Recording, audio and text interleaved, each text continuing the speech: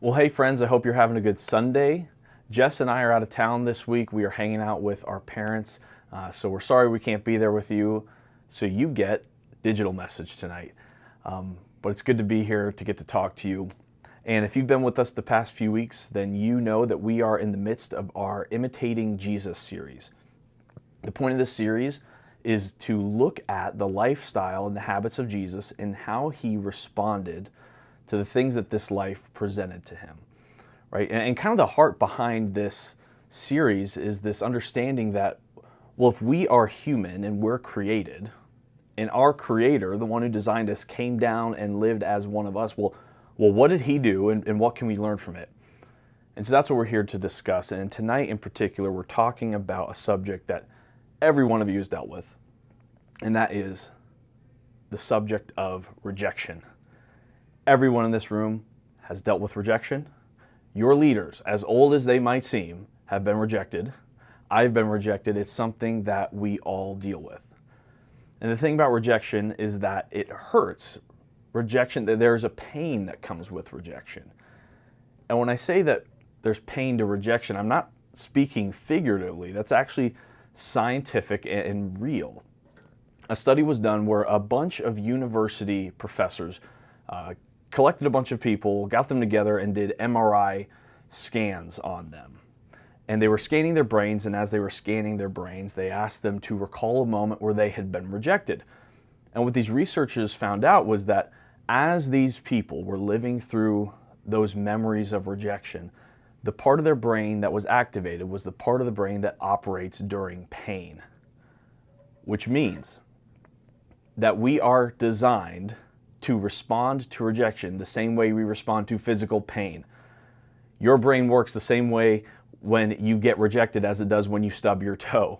And so when we say that rejection leads to pain, like it is literally real. It is scientifically proven that rejection is painful. And so this conversation tonight, it's not going to be about trying to fight the pain of rejection. It's not going to be about being macho or being tough and trying to live emotionally detached from rejection. The point of it is to say that rejection hurts and we got to deal with it, and that's part of who we are. And Jesus, if you spend time reading the New Testament, the Gospels, you're going to see that Jesus was rejected a lot of times. He was rejected by the religious leaders. He was rejected by his hometown. Jesus faced moments where he was rejected by his own family. Okay. And something else that Scripture teaches us is that Jesus was fully God, but he was also fully human. We've talked about that, right? He was fully human, and we know that part of that human experience was facing and experiencing real pain. I mean, when Jesus goes to the cross, we see him experiencing real pain. And we even see him experiencing real emotional pain when he goes to his friend Lazarus' tomb. He sees Lazarus, and he goes to his body, and he begins weeping over the body of his dead friend. And so Scripture shows us that Jesus faced real physical and real emotional pain. And so what that means is that when Jesus faces rejection, he's experiencing it the same way that you and I experience it. He's experiencing the same pain that you and I are. The thing about Jesus, though, is even though he faces moments of rejection, he doesn't take it to the same level that you and I take it to. Okay? For a lot of us, when we are rejected, we enter this stage sometimes of self-loathing, of retreating from the world and criticizing ourselves and heaping insults upon ourselves. But when Jesus faces rejection, he doesn't take it to that point. And that's what intrigues me. How is he able to handle it so well? And the best way to see how Jesus deals with rejection and see how he responds to it is to literally look at the gospel accounts themselves and to see what he did immediately after. And so one great example, we find this in the book of Mark. Jesus goes to his hometown, Mark chapter 6. He goes to his hometown and he begins speaking and preaching, and here's the story. Jesus left there and went to his hometown, accompanied by his disciples. When the Sabbath came, he began to teach in the synagogue, and many who heard him were amazed. "Where did this man get these things?" they asked. "What's this wisdom that has been given him? What are these remarkable miracles he is performing?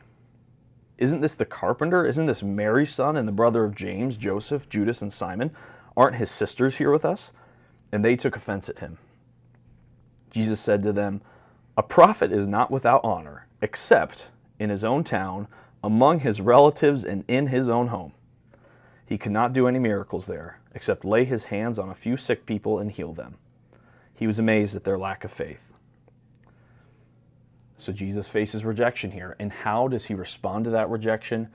Verse 6 finishes by saying this: "Then Jesus went around teaching from village to village." So Jesus faces rejection by his own hometown, and he decides to just move on to the next village to do the same exact thing. We see this similar situation happen again in Luke chapter 9. Jesus goes now to a Samaritan village. And here's what happens. As the time approached for him to be taken up to heaven, Jesus resolutely set out for Jerusalem. And he sent messengers on ahead, who went into a Samaritan village to get things ready for him. But the people there did not welcome him, because he was heading for Jerusalem. When the disciples James and John saw this, they asked, "Lord, do you want us to call fire down from heaven to destroy them?" Now I know sometimes when you face rejection, that might be the response you want to take. And the disciples here, I guess they are so hurt by the rejection. They're like, "Lord, can we just kill these people?" How does Jesus respond? He says this: "Jesus turned and rebuked them. Then he and his disciples went to another village." So even when Jesus has the opportunity or is asked, "Do you want to retaliate and hurt these people who have hurt you?" He's like, "No." And what does he do? He just moves on to the next village. Time and time again, we see Jesus face rejection and just move on. And that's what's interesting to me, is he's able to move on during a time when you or I might enter that phase of self-loathing and self-hate and self-criticism. And it's important to remember here when we ask ourselves, how did Jesus do this? What we have to remember is that Jesus' mission was not to impress people. Even though he impressed a lot of people with his miracles, his mission was not to impress people. Jesus' mission was not to get people to like him, even though a lot of people liked him. The disciples liked him, but his mission wasn't to be liked. You see, you and I know that Jesus' mission and his goal was something deeper. We know by looking at the end of the story that Jesus' goal and his mission was to restore humanity. It was something deeper than being liked. It was something real that he was pursuing. He was on his way to Jerusalem to accomplish that restoration of humanity through his death. And we see that goal, that mission of Jesus lived out throughout his life. You see, why does Jesus heal the sight to blind people? Because he wants to restore their humanity, restore them back to their pre-fallen state. Why is Jesus spending his time living in community and going to parties and going to dinner and hanging out with people? Because restored humanity is one that lives in loving community with each other. So Jesus knew what his goal was and he pursued it. And even when people rejected him, that didn't faze him, because he knew that being liked was not his goal. I want us to look at another story where Jesus faced rejection, this time by the religious leaders. And I think it says a lot about how things could have changed if Jesus' focus has been different. In this story, Jesus is amongst some Pharisees. He's hanging out with some religious leaders. And he decides to go to the synagogue. And here's what happens. It's synagogue on Sabbath, nonetheless.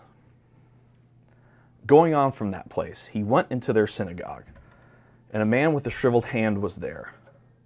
Looking for a reason to bring charges against Jesus, they asked him, "Is it lawful to heal on the Sabbath?" He said to them, "If any of you has a sheep and falls into a pit on the Sabbath, will you not take hold of it and lift it out? How much more valuable is a person than a sheep? Therefore it is lawful to do good on the Sabbath." Then he said to the man, "Stretch out your hand." So he stretched it out, and it was completely restored, just as sound as the other. But the Pharisees went out and plotted how they might kill Jesus. In this moment, Jesus knows that what he's about to do is going to lead to people not liking him. It's going to lead to rejection by the Pharisees. It says it right there, right? The Pharisees were there looking for a reason to bring charges against him. They were begging for an opportunity to reject Jesus. And they rejected him so much that after this story, they decided they're going to kill him. And Jesus goes through with his mission of restoring humanity and restoring this man's hand anyways. But think about how this story could have changed if his only goal was to get the Pharisees to like him. If his only goal was to please the people around him. If that was his goal, if his goal had been misguided, this is how the story could have gone. Going on from that place, he went into their synagogue, and a man with a shriveled hand was there. Looking for a reason to bring charges against Jesus, they asked him, "Is it lawful to heal on the Sabbath?" And worried about how he might be perceived, Jesus whispered to the man, "I'm sorry, I would heal you, but it's the Sabbath, and these people don't want me doing that." The man walked away disappointed, and the Pharisees were pleased, saying, "Here is a man who follows our rules." You see, if Jesus' goal had only been to please the Pharisees, to get them to like him, he would have missed out on performing the miracle that comes. He would have handed over control of his ministry, control of his life, over to these people who are in the wrong, okay? Don't forget that the Pharisees were in the wrong here, telling Jesus he couldn't do what he did. But if his goal had been to get them to like him, he would have given control away to them.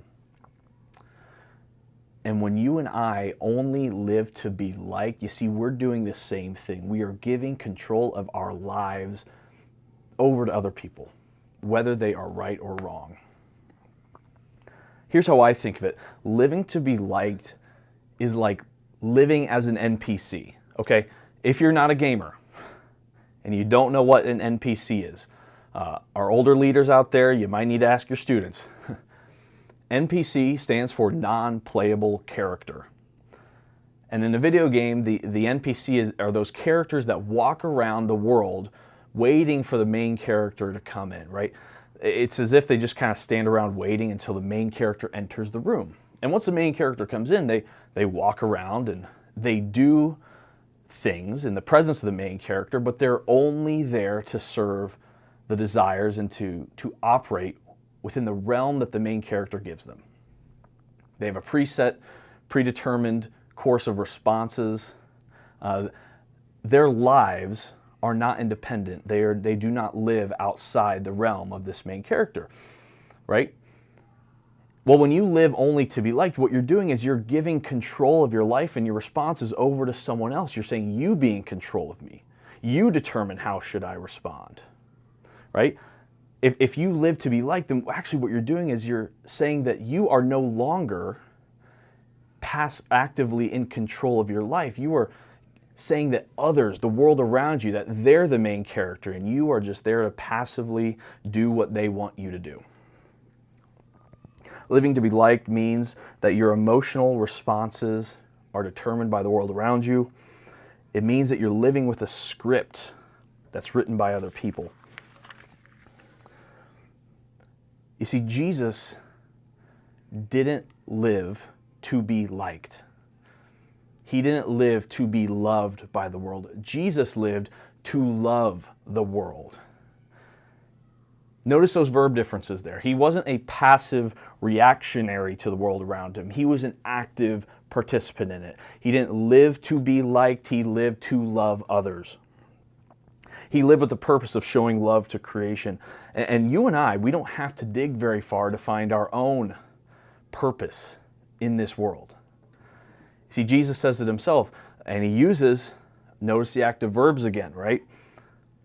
When he was asked what the greatest commandment is, Jesus said, the greatest commandment is to love the Lord your God with all your heart, soul, mind, and strength. Active verb. The second greatest, to love your neighbors as yourself. Active verb. You see, when you live for love. Jesus got over rejection by living for something. He got over rejection by living to pursue something real. And when you live for love, what you're doing is you're living within the design that has been given to you by God. You're living within the purpose that God has given you. You're living for something. And because that was given to you by God and not the world, it's not the world's to take away from you. If the world didn't give it to you, they can't take it from you. And when you live for love, you see something is going to happen. You're going to find that you find more joy and more fulfillment making others feel cared for and loved rather than waiting on the world to make you feel cared for and loved. That is a lonely place. Waiting on the world to do what you want it to do. Waiting on the world to make you feel cared for. But when you take an active role in your life and you start pursuing something real and you start pursuing a life for love, then you become in control. You find joy in the way others experience the world. And you begin pursuing something outside of yourself. You see, when you live for love, you take control of your emotions. You take them away from other people, and you put your emotions in your own hand. And more importantly, you put them within the design that God has given you. And this talk about living for love and taking control of your emotions, I mean, this is important in understanding our identity. Because there's another part to rejection that hurts besides just not getting what you want, right? It sucks to not get what you want. It sucks to want something and to be told no, okay? But with that rejection also comes a lie. It's a lie that says this girl or this boy, this job, this team that you want to join, this school that you want to get into, that if whatever they decide about you determines your value. And if the person you like, the school you want to get into, the team you want to join, the job you want to get, if they tell you no and they're determining your value, then you don't have the value that you thought you did. That's the lie that rejection wants us to believe.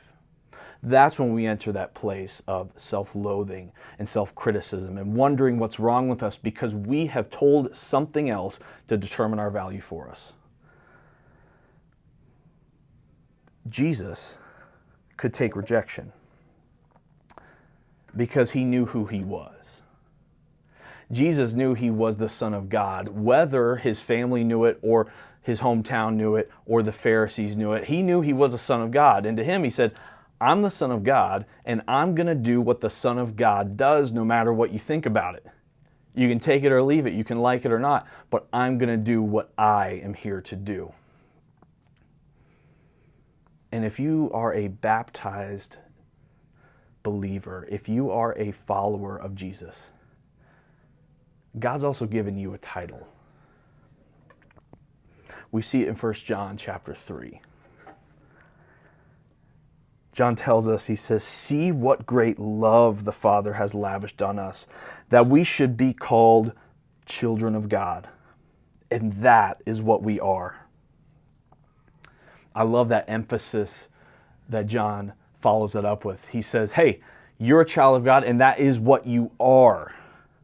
If you're baptized, if you're a follower of Jesus, you have been adopted into God's family. Jesus gave his life to adopt you into the family of God. And that's what you are now, a loved child of God. It's not just what you aspire to be. It is not an adjective. It is not something you hope to become. It is literally what you are, a child of God.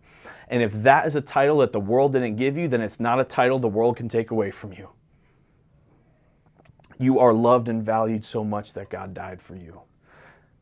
He died to adopt you. And the opinions of a girl or a boy or a school or a job or a club cannot take that value and that title away from you.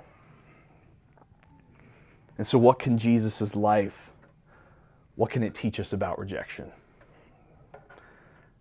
It teaches us that we should start with defining ourselves the way God defines us.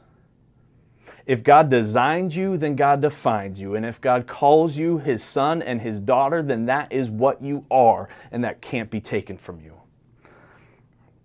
Knowing who you are will keep you focused, and it will keep the rejection from convincing you that you're something that you're not. And what else does Jesus' life teach us about rejection? I think what it teaches us is that the best way to handle rejection in a healthy way is by having a life, having an outlook on life where you are pursuing something beyond the approval of others. Having a life where you are pursuing something beyond yourself.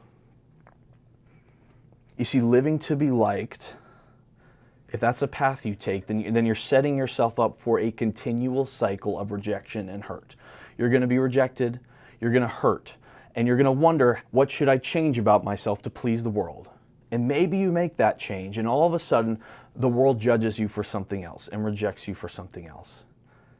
And you enter the phase of hurt, self-loathing, and change, and you change yourself again, and the world rejects you again. See, what you're doing if you only live to be liked is you are literally taking your emotional states, your emotional responses, and handing them over to the world and saying, you determine how I should react here. And you're taking your value and you're erasing the value that says, I'm a loved child of God, worth a life, worth something, and you're handing it to the world and saying, now you determine my value. I think the challenge here, that even I'm reflecting on, okay, the challenge here is this.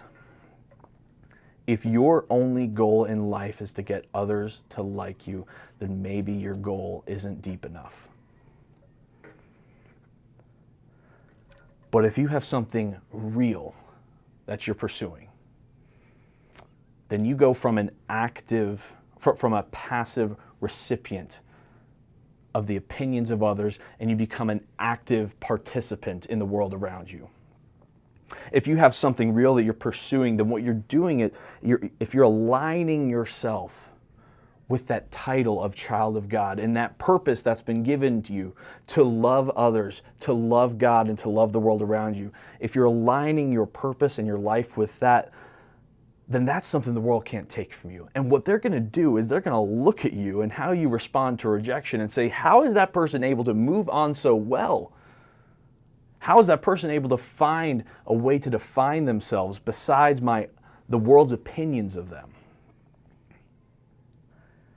And so maybe it's time to move on from pursuing the love of the world and pursuing being liked by the world around you, and to start pursuing something real and active that aligns with that commandment of loving God and loving your neighbor. Living like this, to be honest, living like that will not take the pain away from rejection, right? It is part of who we are. It is part of our biology. It's how we're wired. Rejection is still going to hurt, no matter your outlook on this world. But if you have something that you are pursuing, you're going to be able to take that rejection and say, okay, let's move on to the next thing. That hurt, and my response is to keep going. My response is to keep moving forward. And never forget throughout all of this that it is not the people around you that define you, but it is the words that John tells us. See how great the love that the Father has lavished upon us, that we should be called children of God, and that is what you are, a child of God.